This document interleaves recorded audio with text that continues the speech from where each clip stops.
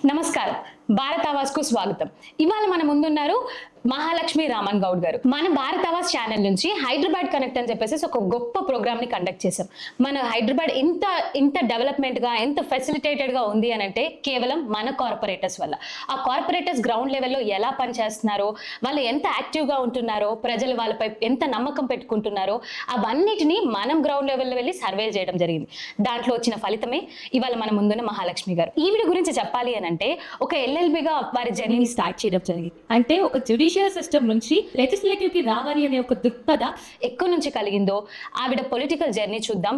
నమస్కారం మేడం. నమస్కారం అమ్మా. యా, హిమాయత్ నగర్ లో మేము గ్రౌండ్ లెవెల్ సర్వేస్ చేసినప్పుడు మ్యామ్ మీ నుంచి మాకు వచ్చిన responses was most active corporator. మాకింత డెవలప్మెంట్ చేస్తారని చెప్పేసి మేము ఊహించలేదు. మేము ఒక ఛాన్స్ ఇద్దామని చెప్పేసి ఓట్లు వేయడం జరిగింది. కానీ ఇంత బాగా డెవలప్మెంట్ మేము చూసాము అని చెప్పడం జరిగింది. మరి మీ మాటల్లో హిమాయత్ నగర్ గురించి మీరు చెప్పగలుగుతారా? అసలు మీ ఎట్లా చూసుకుంటారు మీ వార్డ్ ని? దాని కిందకి వచ్చేస్తే మనకి హైదర్గూడ అవనివ్వండి, చిక్కట్పల్లి అవనివ్వండి, లేకపోతే దోమల్గూడ అవనివ్వండి, ఇవన్నీ చూస్తున్నాం. స్లమ్స్ ఉన్నాయి, ప్లస్ డెవలప్మెంట్ జరుగుతుంది. మీ మాటల్లో ఏం చెప్తారు హిమాయత్ నగర్ గురించి చెప్పమంటే? హిమాయత్ నగర్ డివిజన్ నార్మల్గా ఏ ఒక్క కార్పొరేటర్కైనా ఒక ఏరియాలో ఉండి ఇంకో ఏరియాకి పెళ్ళయి వెళ్ళి అలా మారే అవకాశం ఉంటుంది. నా హిమాయత్ నగర్ కార్పొరేటర్గా నాకున్న బ్యాక్డ్రాప్ ఏంటంటే, నేను ఇదే హిమాయత్ నగర్లో పుట్టి పెరిగిన దాంట్లాగా నా లెక్క అనమాట. ఎందుకంటే నా పెళ్ళైన తర్వాత కూడా నేను హిమాయత్ నగర్ ఏరియాలోనే ఉన్నా. బిఫోర్ మ్యారేజ్ అంటే నేను చదివింది మారపాటి హనుమంతరావు స్కూల్. అంటే ఇంతకు ముందర హిమాయత్ నగర్ మారపాటి హనుమంతరావు స్కూల్ కూడా ఇంతకు ముందర హిమాయత్ నగర్ ఏరియాలోనే ఉండేది. అలా మొదలు పెడితే నా స్కూలింగ్ నారాయణగూడ బాబా టెంట్ హౌస్ అని నారాయణగూడ ఫ్లైఓవర్ దగ్గర ఒక టెంట్ హౌస్ ఉంటుంది చూడండి, అక్కడ మా ఇల్లు. సో ఆ ఏరియా నా పుట్టినిల్లు అయితే పక్కన రోడ్డుకి యువతల సైడ్ ఉన్న హిమాయత్ నగర్ డివిజన్ నా మెట్టినిల్లు. సో చిక్కడపల్లి, మన దోమలగూడ, హిమాయత్ నగర్, కాచిగూడ, బర్కత్పూర్ ఈ ఏరియా తప్ప నేను వేరే ఏ ఏరియా కూడా వెళ్ళింది కూడా లేదు. అంటే ఏ ఏరియాలో అయితే నేను గత ఇన్ని సంవత్సరాలుగా పుట్టి పెరిగింది కానీ పెళ్ళయింది కానీ మొత్తం అంతా కూడా నా చదువు, స్కూలింగ్, కాలేజ్ అన్నీ కూడా ఇదే ఏరియా.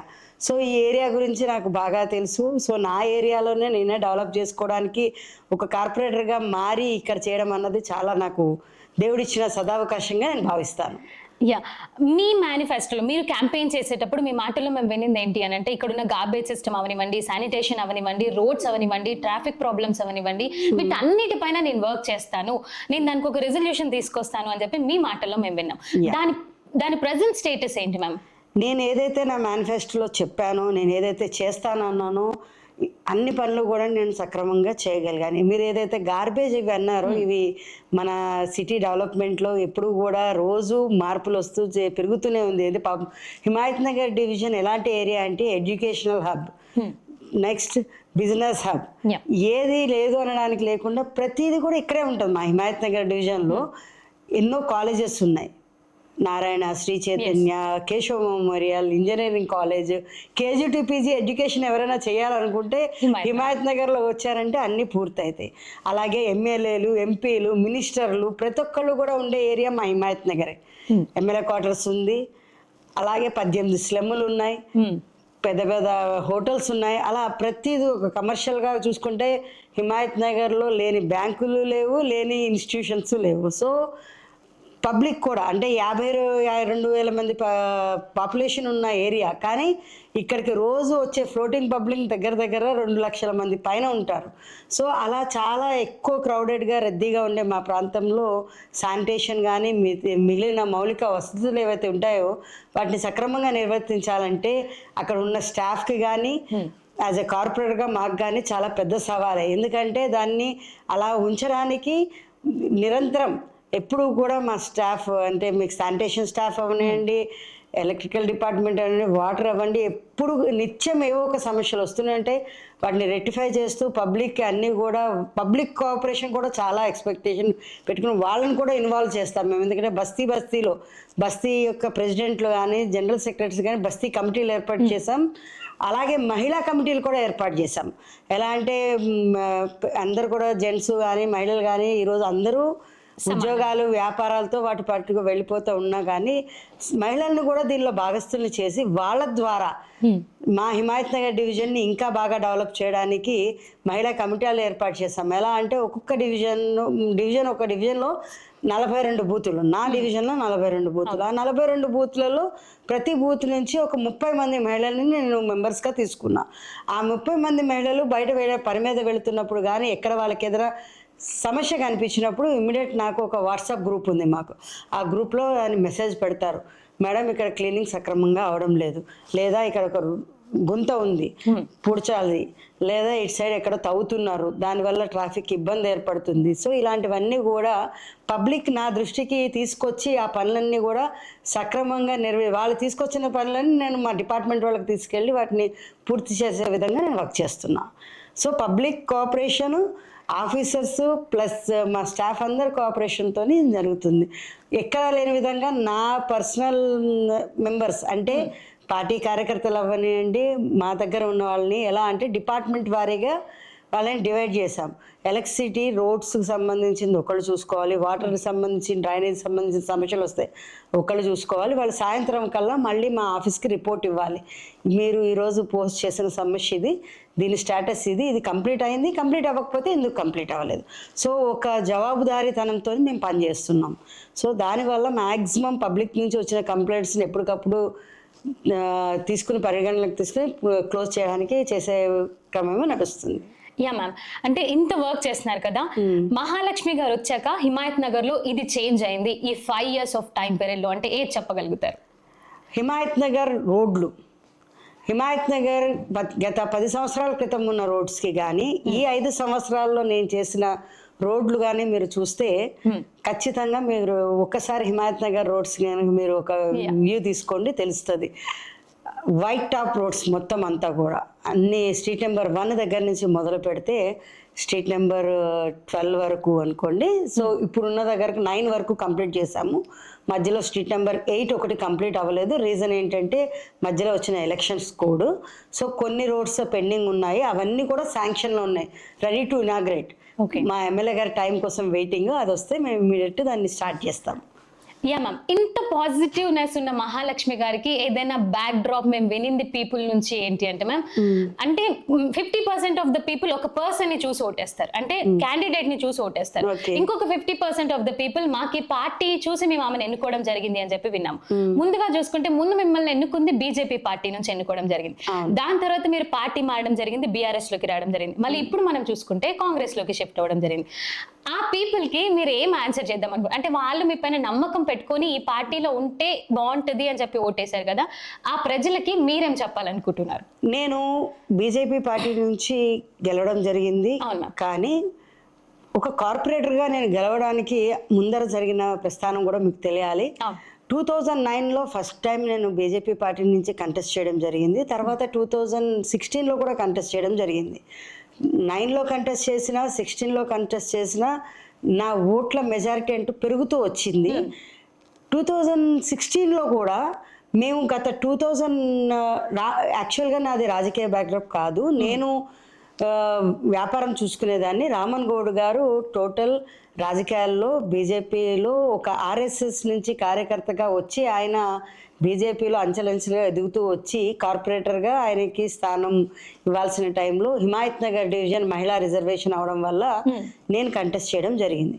2009 ఎలక్షన్ కంటెస్ట్ చేశాను, 2016 ఎలక్షన్ కంటెస్ట్ చేశాము, 2019 ఎలక్షన్ కూడా కంటెస్ట్ చేసినప్పుడు ఈ పరిణామ క్రమంలో రామన్ గౌడ్ గారు ఓడిపోయినా కానీ హిమాయత్ నగర్ డివిజన్ని కానీ హిమాయత్ నగర్ పబ్లిక్ని కానీ వదిలిపెట్టకుండా కంటిన్యూషన్ పబ్లిక్ ఎప్పుడు ఓడిపోయినా కానీ ఆయన గెలిచిన కార్పొరేటర్ అయినా ఈరోజు కనిపించారేమో గ్రౌండ్లో, కానీ రామన్ గౌడ్ గారు 24/7 పబ్లిక్కి అవైలబుల్ ఉండడం వల్ల పబ్లిక్ అరే ఇంతగా పనిచేసే మనిషిని మనం ఎందుకు ఎన్నుకోలేదు అని 2019లో మమ్మల్ని గెలిపించారు. మీరు 2019 ఎలక్షన్లో బీజేపీ వేవ్ ఉన్నదన్నమాట వాస్తవం, కానీ ఆ వేవ్ అన్నది మా హిమాయత్ నగర్ డివిజన్లో పనిచేయలేదు. హిమాయత్ నగర్ డివిజన్లో మీకు 18 ఉన్న మొత్తం 42 బూతులలో దగ్గర 18,000 మెంబర్స్ ముస్లిం మైనారిటీస్ ఉండేవారు. ఆ ముస్లిం మైనారిటీస్ కూడా మాకు 2019 ఎలక్షన్లో బీజేపీ పార్టీలో ఉన్నా సరే రామన్ గౌడ్ అనే ఒక మనిషి ఓడిపోయినా సరే పబ్లిక్కి దూరం కాలేదు, ఎప్పుడు పబ్లిక్లో ఉన్నారు. కాబట్టి ప్రజలకి దగ్గరగా ఉన్న మనిషిని మనం ఎన్నుకోవాలన్న ఉద్దేశంతో మమ్మల్ని గెలిపించడం జరిగింది.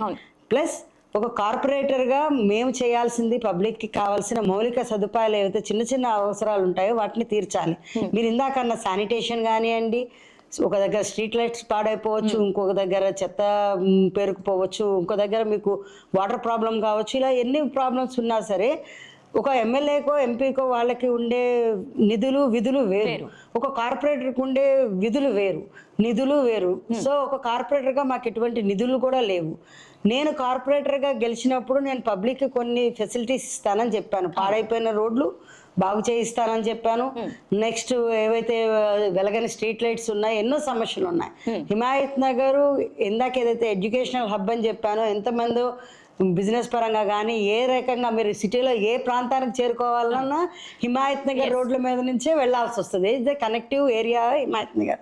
సో ఆ ఏరియాలో మనము కార్పొరేటర్గా ఉన్నప్పుడు అక్కడ డెవలప్మెంట్స్ చేయాలన్నప్పుడు నాకు నిధులు కావాలి. ఒక కార్పొరేటర్గా గెలిచిన తర్వాత నాకు అనిపించింది ఏంటంటే, మీకు చెప్పినట్టు ఇందాక 2016 ఎలక్షన్ 19 ఎలక్షన్లో గెలిచాను. గెలిచిన తర్వాత నేనేమనుకున్న, పబ్లిక్కి నేను ఏదైతే చేస్తానని చెప్పి మాట ఇచ్చానో ఆ పనులు కనుక నేను చేయలేకపోతున్నానని నాకు ఎప్పుడైతే అనిపించిందో, అప్పుడు అధికార పార్టీ ఎమ్మెల్యే దానం నాగేందర్ గారు డివిజన్ డెవలప్మెంట్కి కావాల్సిన నిధులన్నీ కూడా ఇచ్చారు. అంటే పబ్లిక్ నేను చెప్పిన మాట ఏంటి, మీరు అన్న మౌలిక సదుపాయాలు కల్పిస్తారని నేను వచ్చాను కదా, అది కల్పించలేదనుకోండి, రేపటి నాడు నేను పబ్లిక్ దగ్గరికి మళ్ళీ వెళ్ళి ఏం మాట్లాడగలుగుతాను? సో నేను ఆ పబ్లిక్ ఒపీనియనే తీసుకున్నాను. మీరన్న దానిలో 50% ఇప్పుడు నేను ఏదైతే చెప్పాను కదా, మహిళా కమిటీలని, పబ్లిక్లో ఉండే జెంట్స్ కమిటీలని, వాళ్ళందరితో కూడా మాట్లాడి ఏం చేయమంటారు మమ్మల్ని అంటే, మీరు ఏ పార్టీకి వెళ్ళినా కష్టపడే మనుషులు, పనిచేసే మనుషులు కాబట్టి మీరు మా దృష్టిలో మిమ్మల్ని పార్టీ గుర్తును చూడం, మేము మిమ్మల్ని మాత్రమే చూస్తామన్నారు. పబ్లిక్ ఇచ్చిన అష్యూరెన్స్తోనే నేను పార్టీ మారడం జరిగింది. ఇప్పుడు కూడా బీఆర్ఎస్ లో చూసాం, కొన్ని నాలుగు పాటు మిమ్మల్ని నెల రోజులు బీఆర్ఎస్ లో చూడడం జరిగింది. దాని తర్వాత మళ్ళీ ఎందుకు అంత fast shift to Congress ma'am? యాక్చువల్గా మీకు ఇందాకే నేను చెప్పాను, దానం నాగేందర్ గారు మా ఎమ్మెల్యే. ఆయన ఎమ్మెల్యే గారు నా హిమాయత్ నగర్ డెవలప్మెంట్కి, అంటే పబ్లిక్కి ఏవైతే కావాలో అది సదుపాయాలు ఏర్పరచడం కోసం ఆయన ఏదైతే చెప్పారో, మనం ఏవైతే సమస్యలు, పబ్లిక్ సమస్యలు నేను ఏవైతే దాని దృష్టికి తీసుకెళ్లానో ఆ సమస్యలను ఆయన క్లియర్ చేస్తానని మాట ఇచ్చడంతో నేను బీఆర్ఎస్లోకి ఎలక్షన్ టైంలో మారడం జరిగింది. అదే బీఆర్ఎస్ నుంచి ఆయన కాంగ్రెస్ పార్టీకి దానం నాగేంద్ర గారు మారిన తర్వాత కూడా మేము 2 నెలల కాలం మారలేదు, పార్టీ మారలేదు, ఉన్నాము. ఇదే ఇక బీఆర్ఎస్ పార్టీలో ఆగాం. కానీ మాకు తర్వాత ఫర్దర్గా ఏమిటి అన్నది తెలియడం లేదు. ఎందుకంటే కాంగ్రెస్ పార్టీ వచ్చింది, పబ్లిక్కి మేము ఇస్తామన్న సదుపాయాలు ఏవైతే ఉన్నాయో అవి చేయాలంటే నా దగ్గర నిధులు రావు. ఏదైతే ప్రతి పబ్లిక్కి తెలిసిన విషయమే, ఏదైతే గవర్నమెంట్ ఉంటుందో, ఎవరైతే గవర్నమెంట్ ఉంటారో వాళ్ళకి మాత్రమే అన్ని నిధులు విధులు అన్నీ కూడా సక్రమంగా, ఈవెన్ అధికారులు కూడా వాళ్ళ మాటే వింటారు. సో నేను అది మళ్ళీ పబ్లిక్ ఒపీనియన్ అడిగాను. ఒక సభ ఏర్పాటు చేశాను, ఒక 500-600 మందిని పిలిచాను, నా కార్యకర్తల్ని ప్లస్ పబ్లిక్తో ఎప్పుడూ ఇంటరాక్టివ్లో ఉండే కొంతమంది పెద్దల్ని పిలిచి అడిగాను ఏం చేయమంటారు అని. సరే మీరు మారినా సరే ఏదైనా సరే పబ్లిక్ మీరు మంచి చేస్తానంటే మాకు ఓకే అన్నారు. అది కాక ప్రస్తుతం ఉన్న ముఖ్యమంత్రి రేవంత్ రెడ్డి గారు మాకు రామన్ గౌడ్ గారికి 36 సంవత్సరాల నుంచి ఫ్రెండ్. ఆయన రామన్ గౌడ్ గారి చిరకాలం మిత్రులు. సో మేము బీజేపీ పార్టీ మారుతామని చెప్పేసి మేము ఎప్పుడు జీవితంలో అనుకోలేదు. కానీ బీజేపీ పార్టీలో కొందరి వల్ల మాకు ఏర్పడ్డ చాలా సమస్యలు ఎదుర్కోవడం వల్ల మేము పార్టీ మారాల్సి వచ్చింది. బీజేపీ పార్టీ మారడానికి వ్యక్తిగత కారణాలు కానీ, ఇక్కడ బీఆర్ఎస్లోకి రావడానికి కానీ కాంగ్రెస్లోకి రావడానికి కానీ వ్యక్తిగత కారణాలు లేవు. కేవలం డెవలప్మెంట్, నా డివిజన్ డెవలప్మెంటే నా కాన్సెప్ట్. రేపటి నాడు నేను ఒక కార్పొరేటర్గా నువ్వు ఏం చేయగలిగారు అని నన్ను ఎవరైనా ప్రశ్నిస్తే, నేను చేసిన రోడ్లు కానీ, నేను చేసిన డ్రైనేజ్ సిస్టమ్స్ కానీ, నేను చేసిన పార్క్ రెనోవేషన్స్ కానీ, ఇవన్నీ కోట్ల నిధులు తీసుకొచ్చి నేను ఏదైతే హిమాయత్ నగర్ డివిజన్ డెవలప్ చేశానో అది నా యొక్క రిజల్ట్, నా ప్రోగ్రెస్ కార్డుగా కనిపిస్తుంది. అందుకని నేను మారడం జరిగింది. Yes ma'am. అంటే కొంతమంది మాటల నుంచి విన్నాము, అంటే అధికార పార్టీలో ఉంటేనే ఆ పర్టికులర్ కార్పొరేటర్కి ఎక్కువ ఫండ్స్ వస్తాయి, లేకపోతే ఫండ్స్ తక్కువ వస్తాయి. మీరు చూసారు, అంటే మీరు ఒక బీజేపీ కార్పొరేటర్ గా ఉన్నారు, బీఆర్ఎస్ కార్పొరేటర్ గా ఉన్నారు, ఇప్పుడు కాంగ్రెస్ నుంచి కార్పొరేటర్ గా ఉన్నారు. అది ఎంత వరకు నిజం? అంటే ఎంత డిఫరెన్స్ ఉండిద్ది? అంటే ఇప్పుడు కాంగ్రెస్ ఉంది కాబట్టి కాంగ్రెస్ కార్పొరేటర్ కి ఎన్ని ఫండ్స్ రిలీజ్ చేస్తారు, బీఆర్ఎస్ కార్పొరేటర్ గా ఉన్న వాళ్ళకి అవసరం ఉన్న ఫండ్స్ రిలీజ్ అవుతాయా అవవా? మీరు ఒక యాజ్ ఎ రిపోర్టర్గా మీకు బాగా అవగాహన ఉంటుంది. ఒక వారం క్రితం మీకు లాస్ట్ మంగళవారం నాడు మీకు కౌన్సిల్ సమావేశం జరిగింది. మేయర్ మేడము గద్వాల విజయలక్ష్మి అక్క గారు మొత్తం 150 మంది కార్పొరేటర్లకి ఒక్కొక్క కార్పొరేటర్కి 2 కోట్ల రూపాయలు నిధులు ఇచ్చారు. 2 crores నిధులు ఇచ్చారు కదా. అంటే 150 మంది కార్పొరేటర్లో బీఆర్ఎస్ వాళ్ళు ఉన్నారు, బీజేపీ వాళ్ళు ఉన్నారు, కాంగ్రెస్ వాళ్ళు ఉన్నారు. కాంగ్రెస్ వాళ్ళు ఇంకా తక్కువ ఉన్నారు. బట్ అందరి కార్పొరేటర్ని సమానంగా చూస్తున్న పార్టీ కాంగ్రెస్ పార్టీ. సో ఆ న్యాయం అన్నది నాకు కాంగ్రెస్ పార్టీలో కనిపించింది. ఎందుకు రీజన్ ఏంటంటే కాంగ్రెస్ పార్టీ ఉండి కూడా మా ముఖ్యమంత్రి వర్యులు రేవంత్ రెడ్డి గారు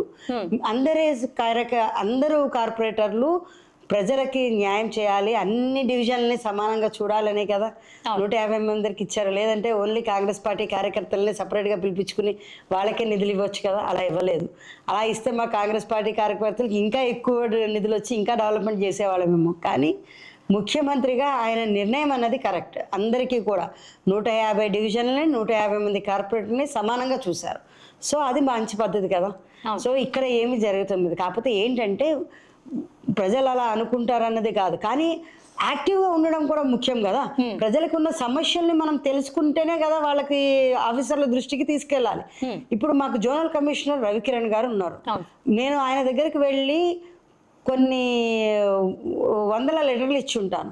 ఆ ఇచ్చినప్పుడు 2 లెటర్లకో 3 లెటర్లకో నెక్స్ట్ వారంలో ఒకసారో 2 వారాలకు ఒకసారో వెళ్ళి ఆయనకి నేను సబ్మిట్ చేస్తే ఆయన దగ్గరికి వెళ్ళిన దగ్గర ఆయన చేయగలిగిన ఆయన చేశారు. కమిషనర్ గారి దగ్గరికి తీసుకెళ్తే కమిషనర్ గారు చేశారు. అదే లెటర్స్ని తీసుకుపోయి మళ్ళీ మా కన్సర్న్ మినిస్టర్ పొన్నం ప్రభాకర్ గారి దగ్గరికి తీసుకెళ్ళాము, ఆయన చేశారు. సో అలా మనము ఫస్ట్ యాజ్ ఎ కార్పొరేటర్గా ఫస్ట్ మన డివిజన్ మీద మనకు అవగాహన ఉండాలి. ఏ సమస్య పబ్లిక్కి చాలా ఇంపార్టెన్స్, ఏది ఎవరి దగ్గరికి వెళ్తే కంప్లీట్ అవుతుంది. ఇన్ఛార్జ్ మినిస్టర్గా ఆయన దగ్గరికి వెళ్తే ఆయన నిధుల నుంచి కొంచెము, నెక్స్ట్ కమిషనర్ గారి నిధుల నుంచి కొంచెము, మేయర్ ఇప్పుడు మనందరికీ మా డివిజన్ అన్నిటికీ కూడా హెడ్ మేయర్ మేడం, ఆవిడ దగ్గర ఆవిడ నిధుల నుంచి కొంచెము, అలాగే మన ఎమ్మెల్యే గారి నిధుల నుంచి కొంచెం, అలా ఏ స్టేజ్లో కంప్లీట్ కావాల్సిన పనులు ఆ స్టేజ్కి తీసుకెళ్ళమన్నా కంప్లీట్ చేయడమన్నా అన్నది ఒక కార్పొరేటర్ చేతుల్లోనే ఉంటుంది. సో మన ముఖ్యమంత్రి రేవంత్ రెడ్డి గారు కూడా 150 మంది కార్పొరేటర్లు వాళ్ళ డివిజన్ని డెవలప్ చేసుకోవడానికి ఇంత ఫండ్ 300 కోట్ల బడ్జెట్ కేటాయించడం అన్నది కూడా చాలా పెద్ద విషయం. సో ఫస్ట్ మన సమస్యలు అనేవి మనకి ఐడియా ఉంటే వాటిని సాల్యూషన్ అన్నది ఆటోమేటిక్గా వస్తుంది. అది పార్టీలతో సంబంధం లేదు, కానీ గ్రౌండ్ లెవెల్ కార్యకర్తగా కార్పొరేటర్ మాత్రమే ఆ పని చేయగలుగుతారు. అంటే మీరు బీజేపీ నుంచి బీఆర్ఎస్ లో ఎప్పుడైతే కన్వర్ట్ అయ్యారో అప్పుడు మీ దగ్గర నుంచి కొంచెం ఎమోషన్ చూసాం. కన్వర్షన్ అయ్యేటప్పుడు మీ దగ్గర నుంచి ఎమోషన్ అనేది చూసాం. ఎందుకొరగా అయిందండి ఆ ఎమోషన్? అంటే బీజేపీని వదిలిపెడుతున్నాను అన్న ఎమోషన్ కనిపించిందా, లేకపోతే కొత్త పార్టీలోకి చేరుతున్నాను ఏమవుతుంది అన్న దాంట్లో ఎందుకు ఆ ఎమోషన్ ఎందుకు? బేసిక్ గా మేము ఆర్ఎస్ఎస్ ఫ్యామిలీ, రాష్ట్రీయ స్వయం సేవక్ సంఘ్కి సంబంధించిన ఒక ఫ్యామిలీ.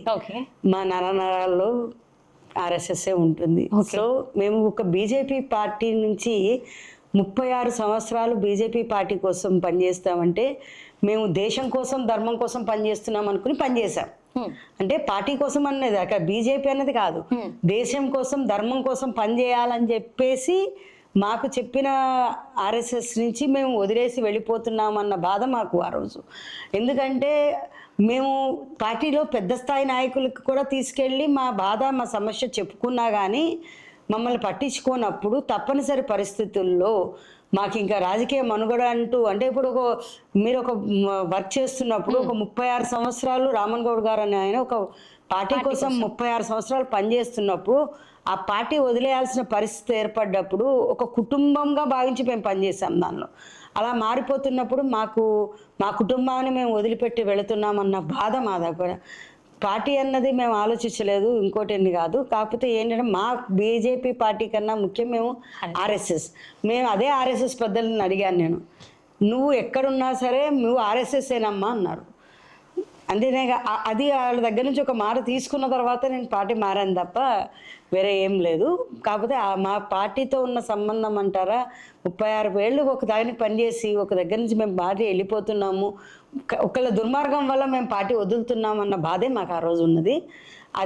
అదే మా బాధ అని ఈ రోజుకి కూడా మేము వదులుకోలేదు, ఎప్పటికీ అలాగే ఉంది. బట్ ఇప్పుడు కాంగ్రెస్ పార్టీలోకి మారిన తర్వాత మేము పార్టీ ద్వారా పబ్లిక్కి మేము చేయగలిగిన సేవ చేయగలుగుతున్నాము. ఏదైతే అట్లీస్ట్ మా ఇంటర్నల్గా మేము పార్టీ మారితే అన్నది మా సమస్య బాధ అన్నది మాకు ఇంటర్నల్, కానీ పబ్లిక్కి నేను జవాబుదారీతనం ఏదైతే నిర్వర్తిస్తున్నానో దానివల్ల నేను సాటిస్ఫై. కాంగ్రెస్ పార్టీ అవనివ్వండి, బీఆర్ఎస్ అవనండి, బీజేపీ అవన్నీ ఏది కాదు నాకు ముఖ్యం కాదు. నా ప్రజలు నాకు ముఖ్యం, నా హిమాయత్ నగర్ పబ్లిక్ నాకు ముఖ్యం, నేను వాళ్ళకి ఇచ్చిన మాట ముఖ్యం. నేను డెవలప్ చేస్తా అన్నాను, డెవలప్మెంట్ చేసిన మేనిఫెస్టోతో నేను వాళ్ళ దగ్గరికి వెళ్ళగలుగుతాను. Yes ma'am. అంటే ఇప్పుడు మీకు ఫండ్స్ వస్తాయి కదా, ఇంత ఈ పర్టికులర్ ఈ వార్డుకి ఇంత అని చెప్పేసి, మీ వార్డులో చూసుకుంటే స్లమ్స్ ఉన్నాయి. స్లమ్స్ మేజర్ ఎంత ఉన్నాయో డెవలప్ అంటే అర్బన్ కూడా అంతే ఉంది, స్లమ్ కూడా అంతే ఉంది. అంటే మీరు డివిజన్ చేసేటప్పుడు ఎంత పర్సెంటేజ్ స్లమ్స్ పైన డిపెండ్ చేస్తారు? అమౌంట్ ఎంత కేటాయించాలి అని చెప్పి తీసుకుంటారు? స్లమ్ పైన ఏదైనా ఎక్కువ కాన్సన్ట్రేట్ చేస్తారా? అర్బన్ కాకుండా స్లమ్స్కి ఇంకా కొంచెం ఎక్కువ మనీ పెడితే ఇంకేదైనా చేంజ్ ఉండిద్ది అని చెప్పేసి, ఎందుకంటే మేము గ్రౌండ్ లెవెల్ సర్వేస్ చేసినప్పుడు వాళ్ళ దగ్గర నుంచి వినింది ఏంటి అని అంటే, కొంచెం మాకు ఇంకా కొంచెం ఎఫర్ట్ పెడితే మేము ఇంకా కొంచెం స్లమ్ నుంచి కొంచెమైనా మేము ఫార్వర్డ్ వెళ్తాము అన్నది మేము విన్నాం. అంటే ఎట్లా ఉండిద్ది కార్పొరేటర్ సిస్టమ్స్ లో? స్లమ్ పైన వేరే ఏదైనా మేజర్ గా తీసుకుంటారా? ఎట్లా ఉండిద్ది? హిమాయత్ నగర్ డివిజన్ మీరు ఇందాక అన్నట్టుగా స్లమ్ ప్లస్ అర్బన్ రెండు కలిపి ఉన్నాయి. అదే దానిలో స్లమ్లో ఏదైతే 18 స్లమ్స్ కింద ఏవైతే ఉన్నాయో వాటిలలో గత 10 సంవత్సరాలుగా వాళ్ళకి మేజర్గా ఉన్న సమస్య డ్రైనేజ్, వాటర్. నేను కార్పొరేటర్గా అయ్యాక ఇంచుమించుగా ప్రతి స్లమ్లో కూడా డ్రైనేజ్, వాటర్ మీద కాన్సన్ట్రేట్ చేశాను. వాటిని ఫస్ట్, ఎందుకంటే రోజు వాళ్ళకి నిత్యం అవసరమైన అవే కదా, వాటిని కంప్లీట్ చేశా. అన్ని ప్లేసెస్లో వాళ్ళు మేము బస్తీ కమిటీలతో కూర్చుంటాం రెగ్యులర్గా, మంత్కి ట్వైస్ ఆర్ థ్రైస్ వాళ్ళతో కూర్చుని వాళ్ళు ఏవైతే రిక్వైర్మెంట్ చెప్తారో వాటిని మొత్తం కూడా వాళ్ళకి అనుగుణంగానే పూర్తి చేశా. ఇవన్నీ డ్రైనేజ్ వీటిని కంప్లీట్ చేసిన తర్వాత ఇప్పుడు నాకు మేజర్ స్లమ్స్ గా ఉన్న వాటిలలో రెండిట్లో నాకు ఇంకా మేజర్ గా ప్రాబ్లమ్స్ ఉన్నాయి. వాటిని ఇప్పుడు కొత్తగా వచ్చిన 2 కోట్ల నిధులతోని ఆ 2 స్లమ్స్, శంషీర్ బాగు, నెక్స్ట్ వచ్చి చంద్రానగర్. చంద్రానగర్ అన్నది ఒక పెద్ద స్లమ్, మీకు వెజ్ పార్క్ వెనక సైడ్ ఉంటుంది. నెక్స్ట్ వచ్చేసరికి శంషీర్ బాగు బిగ్ బజార్కి ఆపోజిట్ సైడ్లో ఉంటుంది. ఈ 2 స్లమ్స్లలో కూడా మేజర్గా డ్రైనేజ్ అండ్ వాటర్ లైన్స్, వాటికి ఈ 2 కోట్ల నిధులు కేటాయించబోతున్నాను. నెక్స్ట్ అంతకు ముందర మిగిలిన ఈ 2 ప్రాంతాల్లో అంతకు ముందర కూడా 2 సార్లు నేను నిధులు కేటాయించడం జరిగింది. కానీ ఏమైందంటే అప్పుడే ఎలక్షన్ కోడ్ రావడంతో ఆగిపోయింది. కానీ ఇప్పుడు మొత్తంగా మళ్ళీ మళ్ళీ ఆ 2 కూడా డెవలప్మెంట్ ఇంచుమించుగా అన్ని ప్రాంతాల్లో పొన్నం ప్రభాకర్ గారికి, మా ఇన్ఛార్జ్ మినిస్టర్ గారికి నేను ఏంటంటే ఆల్రెడీ అన్ని స్లమ్స్లో ఉన్న కమిటీ హాల్స్ డెవలప్మెంట్ కోసం చెప్పాను.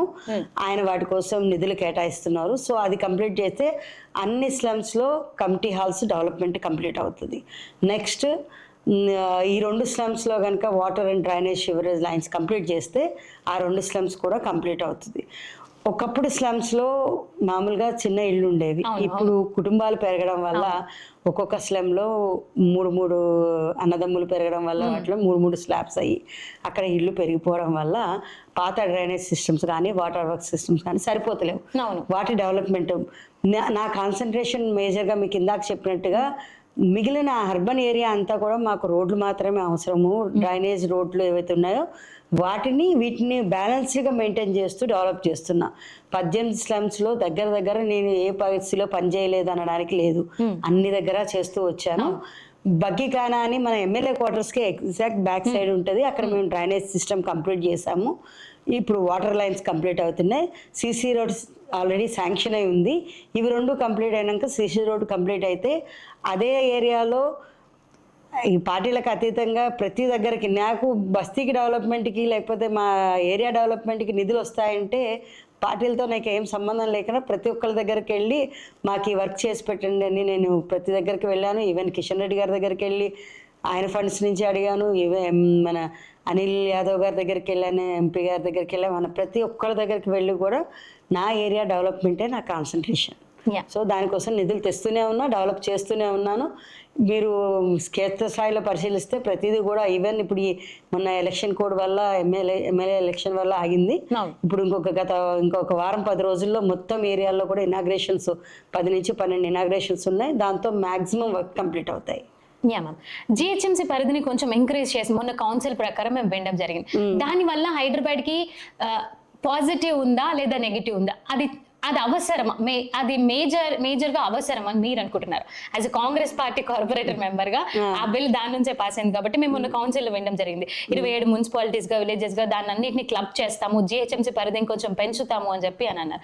దాని ద్వారా ఏంటి పాజిటివ్నెస్ ఏంటి మ్యామ్? మాకు హైదరాబాద్ సిటీ గ్లోబల్ సిటీ, అది మీరు అందరూ ఒప్పుకోవాల్సిన విషయమే. సో మరి గ్లోబల్ సిటీగా మారుతున్న సిటీలో అవుట్స్కట్స్లో ఉన్న పంచాయతీలను వదిలేస్తే వాళ్ళు మౌలిక సదుపాయాలన్నీ వాళ్ళకి సక్రమంగా లేకుండా సిటీలో మాత్రమే అన్ని సదుపాయాలు ఉంటే ఇక్కడ పాపులేషన్ పెరిగిపోతూ ఉంది, అవుట్స్కట్స్లో పాపులేషన్ తక్కువ ఉంటుంది. సో ప్రతి ఒక్కరికి రెంటల్ బాధ్యత, ఒక ల్యాండ్ వాల్యూస్ అన్ని విపరీతంగా పెరిగిపోతున్నాయి. ఇప్పుడు గజము 10,000, 20,000 నుంచి 1,00,000, 2,00,000, 3,00,000 అయితే సామాన్యుడి పరిస్థితి ఏంటి? వాళ్ళ ఒక ఇంట్లో ఎక్కడి నుంచో వచ్చి ఇక్కడ ఉద్యోగం చేసుకునే ఉద్యోగస్తుడు ఉంటాడు. స్కూళ్ళు, కాలేజీలు అన్నీ మనకి ఇక్కడే ఉన్నాయనుకోండి. అవుట్స్కట్స్ని మన దానిలో కలిపి మొత్తం చుట్టూ అంతా కలిపి కనుక మనం డెవలప్ చేయకపోతే డెవలప్మెంట్ అనేది ఒక్కటే ప్లాస్లో కాన్సన్ట్రేట్ అయిపోతుంది. అప్పుడు ఒక ఏరియా విపరీతమైన రేట్లు పెరిగిపోవడం, ఒక ఏరియానేమో ఇది ఉంటుంది. పాపులేషన్ కూడా ఒక ఏరియాలో పెరిగిపోతే మనం నిత్యం అందియాల్సిన వాటర్ కానీ, డ్రైనేజ్ కానీ, వీటిని అన్నింటినీ కూడా మనం కాన్సన్ట్రేట్ చేసి చూడలేము. ఇప్పుడు మా హిమాయత్ నగర్ డివిజన్లోనే నాకు 52,000 పైచిలకు ఓటర్లు మాకు ఉన్నారు. 52,000 పైచిలకు ఇక్కడ ఉన్నప్పుడు చుట్టుపక్కల అంతటా కూడా ఒక్కొక్క డివిజన్లో 62,000, 72,000, 80,000 ఇలా ఒక సిస్టమేటిక్ వేలో లేవు. గత 10-15 సంవత్సరాల్లో వాటిలో ఎటువంటి మార్పులు రాకపోవడం వల్ల అన్ఈక్వల్గా నడుస్తుంది. సో సిస్టమ్ కరెక్ట్గా రావాలంటే ఒక జోనల్ కమిషనరు, ఒక కమిషనరు వాటి మీద కాన్సన్ట్రేట్ చేయాలంటే కష్టమైన పని. సో ఇలా మొత్తం డెవలప్ చేసి వాటిలలో భాగంగా ఆఫీసర్స్ని అలాగే కార్పొరేటర్స్ని అందరినీ కూడా పెంచితే చిన్న ఏరియాలుగా మారినప్పుడు కాన్సన్ట్రేషన్ సరిగ్గా జరుగుతుంది, ఇంకా డెవలప్మెంట్ బాగుంటుంది అన్న ఉద్దేశంతో చుట్టుపక్కల మున్సిపాలిటీలు అన్నింటినీ కూడా దీన్ని విలీనం చేయడం అన్నది రేవంత్ రెడ్డి గారు బాగా ఫ్యూచర్ని దృష్టిలో పెట్టుకుని చేసిన మంచి నిర్ణయమే అని చెప్పేసి ప్రజలందరూ కూడా హర్షిస్తున్నారు.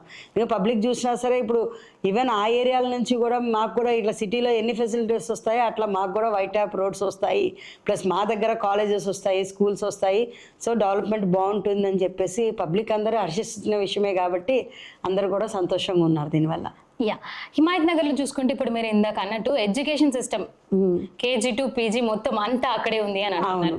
ప్రస్తుతం మన గవర్నమెంట్ లో జరిగే ఎడ్యుకేషన్ సిస్టమ్ గురించి మీ ఒపీనియన్ ఏంటండి? అంటే ఎట్లా నడుస్తుంది ఎడ్యుకేషన్ సిస్టమ్ అన్నది?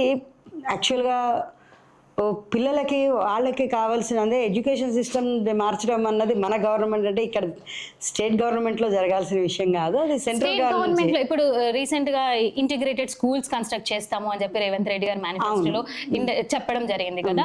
దాని స్టేటస్ ఎట్లా ఉంది? హిమాయత్ నగర్ లో ఏదైనా చేంజెస్ జరిగాయా? గవర్నమెంట్ స్కూల్స్ ఏదైనా న్యూ కన్స్ట్రక్షన్ ఏదైనా జరిగింది? హిమాయత్ నగర్ లో ఉన్న గవర్నమెంట్ స్కూళ్ళల్లో స్మార్ట్ టీవీస్ పెట్టారు. ఓకే, అంతా కూడా స్మార్ట్ ఎడ్యుకేషన్ నడుస్తుంది గవర్నమెంట్ స్కూల్స్లో.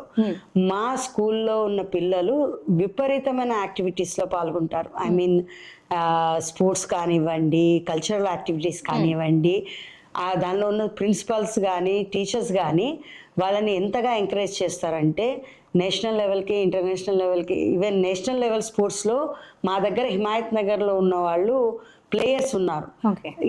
మీరు ఏ స్పోర్ట్స్ అయినా తీసుకోండి, కరాటే తీసుకోండి, అదేంటి టేబుల్ టెన్నిస్ తీసుకోండి, ఫుట్బాల్ తీసుకోండి, వాలీబాల్ తీసుకోండి, మీకు హిమాయత్ నగర్లో ప్రతి స్పోర్ట్స్లో కూడా పిల్లలు నెంబర్ 1లో ఉంటారు.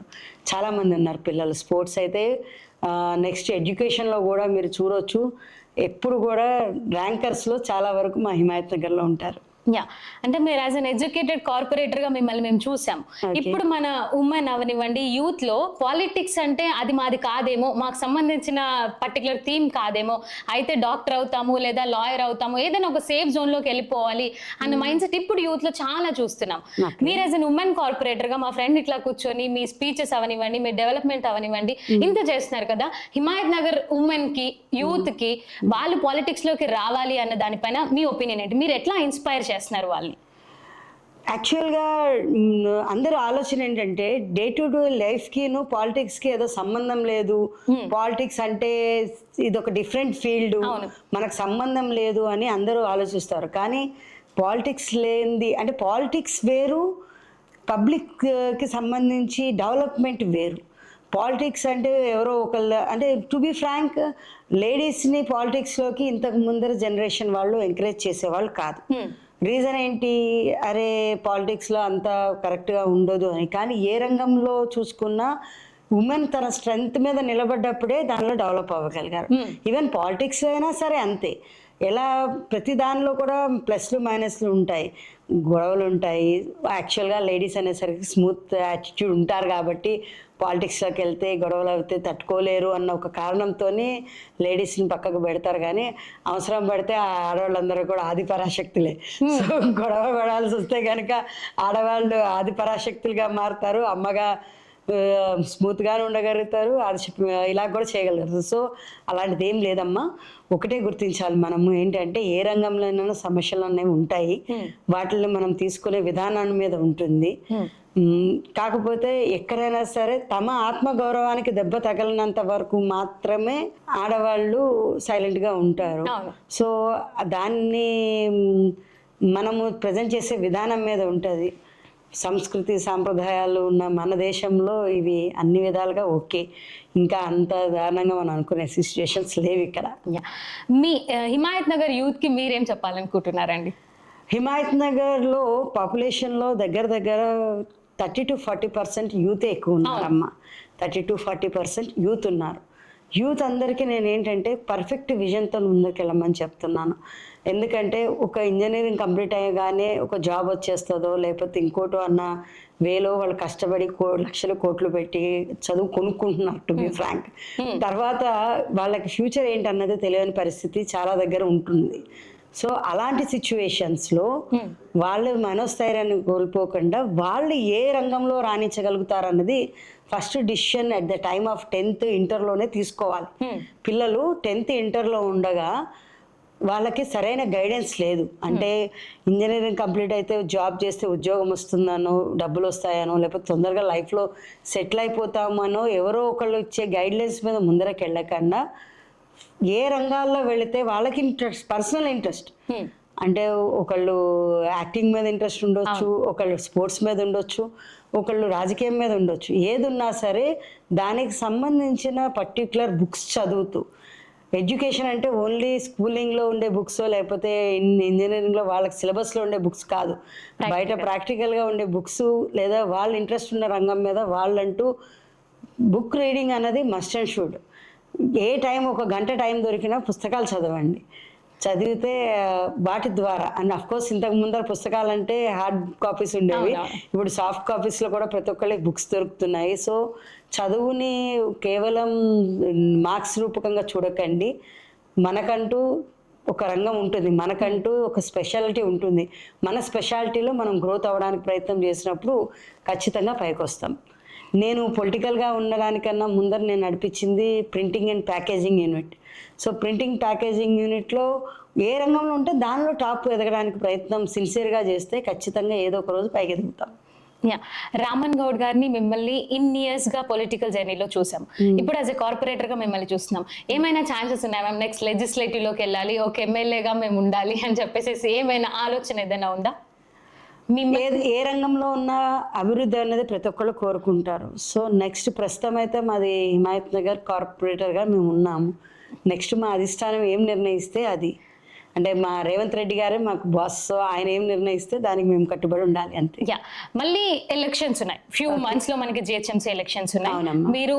మీరు యాజ్ ఏ జిహెచ్ఎంసీ కార్పొరేటర్ గా, యాజ్ కాంగ్రెస్ కార్పొరేటర్ గా నిల్చుందామన్న ఆలోచన లేదా, లేదు పార్టీ ఏదైనా చేంజ్ అవ్వాలి అని మళ్ళీ ఏదైనా కాంగ్రెస్ లోనే ఉందా? నేను కాంగ్రెస్ లోనే ఉంటాను. యాక్చువల్ గా నాది కాంగ్రెస్ బేసిక్కే మా పార్టీ. ఎందుకంటే 35 సంవత్సరాలు సర్పంచ్గా కాంగ్రెస్ పార్టీ నుంచే మా తాతగారు ఉన్నారు.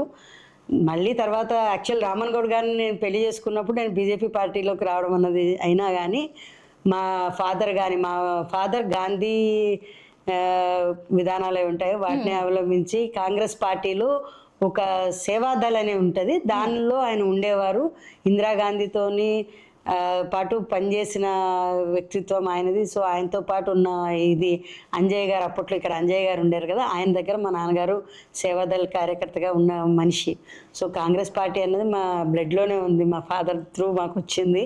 సో ఇప్పుడు నేను రేవంత్ రెడ్డి గారితో మారిన ఉద్దేశం కూడా నా పార్టీకి మళ్ళీ నేను తిరిగి వస్తున్నాను అన్న ఫీలింగ్తోనే నేను మారడం జరిగింది.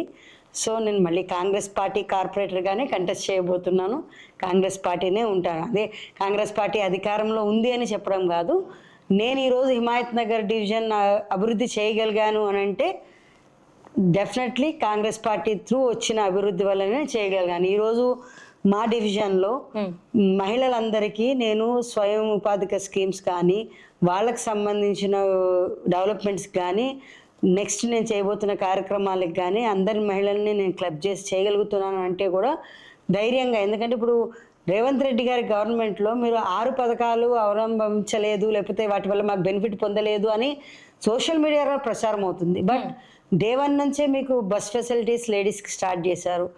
నెక్స్ట్ సన్న బియ్యం వస్తున్నారు. అన్ని రకాలుగా ఆయన ఏవైతే చేస్తామన్నారో అన్ని పనులు కూడా సిన్సియర్గా స్టెప్ బై స్టెప్ చేసుకుంటూ వస్తున్నారు. ఏదైతే పబ్లిక్కి ఏం సేవ చేస్తామన్నామో మనం సిన్సియర్గా చేస్తున్నప్పుడు పబ్లిక్ కూడా మనతోనే పాటు ఉంటారు. సో రాబోయే 10 సంవత్సరాల పీరియడ్ కాంగ్రెస్ గవర్నమెంట్ది. సోషల్ మీడియాతో జరగదు, జరగబోయేదంతా కూడా వచ్చేది కూడా మొత్తం కాంగ్రెస్ పార్టీనే. సో నేను కాంగ్రెస్ నుంచే పోటీ చేయబోతున్నా. యా మ్యామ్, ఇప్పుడు మీరు అన్నారు కదా సోషల్ మీడియా ద్వారా నెగిటివిటీ స్ప్రెడ్ అయింది, కానీ గ్రౌండ్ లెవెల్లో వర్క్స్ అనేవి జరుగుతున్నాయని చెప్పేసి జూబ్లీ హిల్స్ ఎలక్షన్స్ దానికి ఆన్సర్ చూపించారని మీరు అనుకుంటున్నారా? ఎందుకంటే మీరు జూబ్లీ హిల్స్ ఎలక్షన్ మీరు అబ్జర్వ్ చేస్తే కనుక సింపతి అన్నారు, గవర్నమెంట్ ఫెయిల్యూర్ అన్నారు, సోషల్ మీడియాలో ఇదిగో అదిగో ఇంకా అయిపోయింది, బీజేపీ ఫైనల్ వచ్చేబోతుంది అని కొంతమంది, నెక్స్ట్ లేదు బీఆర్ఎస్ఏ గెలవబోతుందని కొంతమంది సోషల్ మీడియా ప్రచారాలు మీరు చూశారు. కానీ అల్టిమేట్గా అత్యధిక మెజారిటీతోని నవీన్ యాదవ్ గెలిచారు.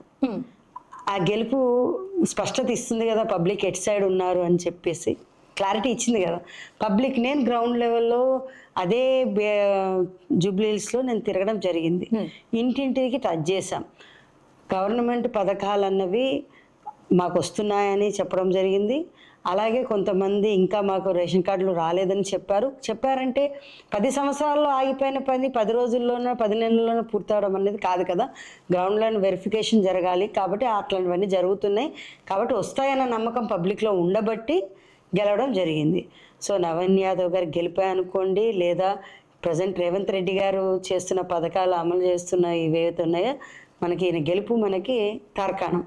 ఎంతో ప్రచారం జరిగింది సోషల్ మీడియాలో, కానీ ఫైనల్గా పబ్లిక్ ఎవరికి ఓటేయాలనుకున్నారో వాళ్ళకే వేశారు. యా, మీ పొలిటికల్ జర్నీ చాలా ఇయర్స్ నుంచి ఉంది మ్యామ్. మీకు ఇన్స్పైరింగ్ పర్సన్ వీళ్ళలాగా నేను డెవలప్ చేయాలనుకుంటున్నాను, లేదా వాళ్ళు నాకు రోల్ మోడల్ పొలిటికల్ జర్నీలో అంటే ఎవరి పేరు చెప్పగలుగుతారు? మన సీఎం అవనివ్వండి, తెలంగాణ ఉమ్మడి ఆంధ్రాలో చూసుకుంటే మన సీఎం అవనివ్వండి, వాళ్ళలో ఎవరి పేరు తీసుకోగలుగుతారు? వాళ్ళలాగా నేను ఉండాలనుకున్నాను, వాళ్ళలాగా నాకు అంత పెద్ద స్టేజ్ అంటే పీపుల్ నుంచి నాకు అంత సపోర్ట్ వచ్చింది అని ఎవరి పేరు చెప్పగలుగుతారు మేడం? ఇన్స్పైరింగ్ గా వీళ్ళని చూసి నేను పొలిటికల్లోకి వచ్చాను, వాళ్ళలాగా అవుదాం అనుకుంటున్నాను అంటే ఎవరి పేరు చెప్పగలుగుతారు? యాక్చువల్గా నేను బిజినెస్ బ్యాక్డ్రాప్ అమ్మా. నేను యాజ్ ఎ పొలిటికల్గా వచ్చింది మాత్రం లేడీ రిజర్వ్ వాళ్ళనే. సో నేను అంటే రేవంత్ రెడ్డి అన్న నేను 7th 8th క్లాస్ పిల్లలప్పటి నుంచి రేవంత్ రెడ్డి గారి దగ్గర నేను పరిచయం అనమాట. నాకు 7th 8th క్లాస్ పిల్లల నుంచి రేవంత్ రెడ్డి గారు అప్పుడు జాగృతిలో వర్క్ చేసేవారు. జాగృతిలో రామన్ గౌడ్ గారు, రేవంత్ రెడ్డి గారు ఇద్దరు కూడా జాగృతి పత్రికలో వర్క్ చేసేవారు. అప్పటి నుంచి ఈ అన్న వాళ్ళనే చూస్తూ పెరిగా నేను, రేవంత్ రెడ్డి అన్ననే చూస్తూ పెరిగా. సో నేను ఫ్యూచర్లో రేవంత్ రెడ్డి అన్న దగ్గర ఒక ఎమ్మెల్యేగా మారాలన్నది నా కోరిక. ఓకే. ఆయన అధికారంలో, ఆయన ప్రభుత్వంలో ఒక మహిళగా నేను పబ్లిక్ ఇంకా బాగా సేవ చేయాలంటే, అంటే మా హిమాయత్ నగర్ డివిజను మీరు చూసారు మొన్న, ఈ ఖైరతాబాద్ అసెంబ్లీ కానీ మొత్తం అన్నీ కూడా అసెంబ్లీలు పెరుగుతాయి, నెక్స్ట్ ఎలక్షన్కి అసెంబ్లీలు పెరుగుతాయి. అలా పెరిగినప్పుడు నేను హిమాయత్ నగర్ నుంచి ఒక ఎమ్మెల్యేగా కంటెస్ట్ చేసి పబ్లిక్కి నేను సర్వ్ చేయాలన్నదే నా లక్ష్యం. ఓకే మ్యామ్, లాస్ట్ గా హిమాయత్ నగర్ పీపుల్ కి మీరు ఏం చెప్పాలనుకుంటున్నారు? నెక్స్ట్ ఎలక్షన్స్ ఉన్నాయి. నేను నెక్స్ట్ ఎలక్షన్స్ ఉన్నాయనేది ఏమాత్రం ఆలోచిస్తలేను, ఎందుకంటే ఓకే. ఎందుకోసమో చెప్తా వినండి. నేను గెలిచి ఇప్పటికి 5 సంవత్సరాలు పూర్తి అవడానికి వచ్చింది. ఈ 5 సంవత్సరాల్లో నేను ఏ ఒక్క రోజు పబ్లిక్కి దూరంగా ఉన్నది, యాబ్సెంట్ ఉన్నది లేదు. సో నేను హిమాయత్ నగర్ పబ్లిక్ ఎవరు ఎప్పుడు 24/7 ఎవరు ఫోన్ చేసినా, ఎవరు ఏ సమస్యతో నా దగ్గర వచ్చినా నేను అవైలబుల్ ఉన్నా. సో కొత్తగా రేపు ఇదే ఎలక్షన్ వచ్చింది అనే ఒక క్యాండిడేట్గా అయితే వేరే, ఇప్పుడు నాకు ఎవరైనా వేరే వచ్చే క్యాండిడేట్స్ ఏంటి, నేను రేపు ఇది చేయబోతాం అది చేయబోతామని పబ్లిక్ దగ్గరికి వెళ్ళి ప్రామిస్ చేసి గెలవాలి. నేను అది చేయాల్సిన అవసరం లేదు నా ఉద్దేశంలో. నేను చేసిన పని కనుక నాకు నిజంగా హిమాయత్ నగర్ డివిజన్ పబ్లిక్ నచ్చితే, వాళ్ళు గెలిపిస్తే నేను కార్పొరేటర్ అవుతా అంతే. ఈసారి నేను పరిగెత్తుకుంటూ వెళ్ళి నేను ఇలా చేయబోతాను, నేను అలా చేయబోతాను అని నేను వాళ్ళని అడగను. నేను చేసిన పని వాళ్ళకి నేను ప్రజెంట్ చేస్తాను, వాళ్ళకి నచ్చి గెలిపిస్తే మళ్ళీ కార్పొరేటర్గా మేము ముందుకు వస్తాను. Thank you ma'am, thank you for your time.